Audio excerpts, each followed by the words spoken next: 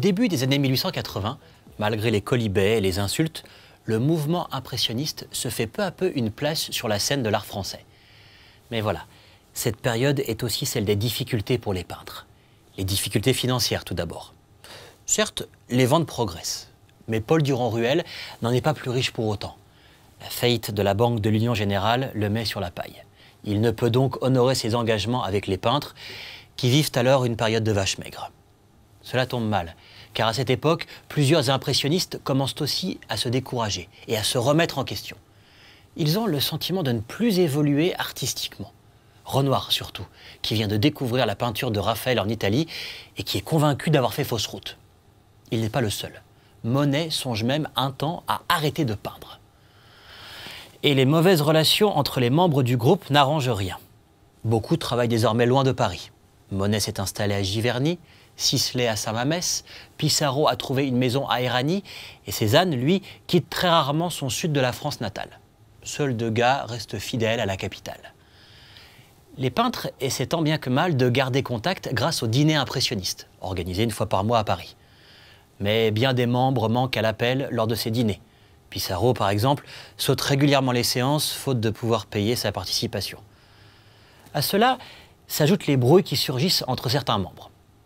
Quand Zola publie son roman L'œuvre, Cézanne se reconnaît dans le personnage du peintre raté et se brouille avec l'auteur. Quant à Renoir, il prend ses distances avec Pissarro, à qui il reproche ses opinions politiques très à gauche. Il est loin le temps où les membres du petit groupe posaient ensemble, comme sur ce tableau de 1870, peint par Fantin Latour.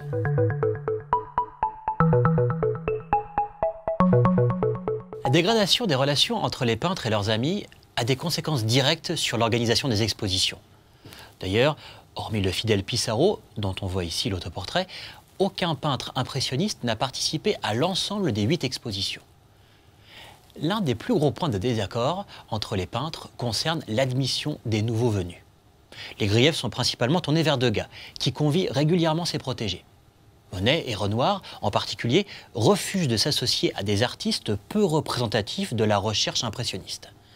C'est la raison pour laquelle ils choisissent de ne pas participer à l'exposition de 1881, organisée par Pissarro.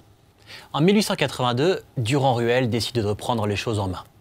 Il ne veut pas se laisser abattre par la faillite de l'Union Générale et espère tirer profit d'une nouvelle exposition impressionniste. L'organisation est l'objet de nombreuses tractations pour ne pas froisser les susceptibilités de chacun. Le marchand doit agir en vrai diplomate pour faire participer Renoir, qui s'est brouillé avec Pissarro, et Monet, qui n'accepte d'exposer que si Renoir le fait. L'exposition réussit finalement à ouvrir ses portes le 1er mars 1882. La dernière exposition impressionniste est organisée en 1886 par Berthe Morisot et son époux Eugène Manet, le frère du peintre. Là encore, l'organisation se révèle périlleuse. La principale difficulté concerne cette fois-ci l'admission de Georges Seurat et Paul Signac, dont nous ferons la connaissance dans la prochaine vidéo. Entre les anciens amis, les désaccords sont tels que la plupart des membres historiques, comme Monet, Renoir, Sisley et Caillebotte, renoncent à participer. Degas refuse quant à lui que l'exposition porte le nom d'impressionnisme. Même la presse relève les querelles entre les membres du groupe et l'absence de ses fondateurs. C'en est officiellement fini du groupe impressionniste.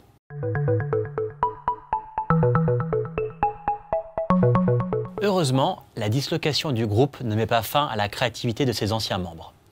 Les peintres mènent désormais leurs recherches picturales, chacun de leur côté. Seul Pissarro continue à maintenir l'ancienne pratique de la peinture en groupe avec de jeunes artistes, qui donne un nouveau souffle à son art. Quant à Monet, qui appréciait beaucoup cette pratique, il souhaite désormais travailler seul. C'est d'ailleurs après la séparation du groupe que Monet s'engagera dans l'une des voies les plus créatives de sa carrière et inaugurera les célèbres séries, dont nous avons parlé dans la deuxième séquence. Comme nous l'avons déjà évoqué, Renoir traverse quant à lui une période de doute qui fait évoluer son style. Il abandonne la touche très libre de ses premières années pour adopter une manière de peindre plus classique, avec des formes aux contours nets, soumises au dessin. Les recherches intenses du peintre le conduisent à travailler 3 années entières sur un grand tableau intitulé « Les baigneuses ». On y voit de belles jeunes filles en train de se baigner comme des naïades, les divinités aquatiques de la mythologie gréco-romaine. Degas, enfin, lance l'impressionnisme sur une voie inattendue, la sculpture. La petite danseuse de 14 ans est la seule que Degas ait présentée de son vivant à l'exposition de 1881. La sculpture, fondue en bronze après la mort de l'artiste, était à l'origine en cire. Nous l'avons vu, le thème de la danseuse est fréquent dans la peinture de Degas. Il le transpose ici en volume, de la manière la plus réaliste possible. Il habille la jeune fille d'un corset et d'un tutu et va jusqu'à commander à un fabricant de poupées des cheveux pour la statue originelle en cire.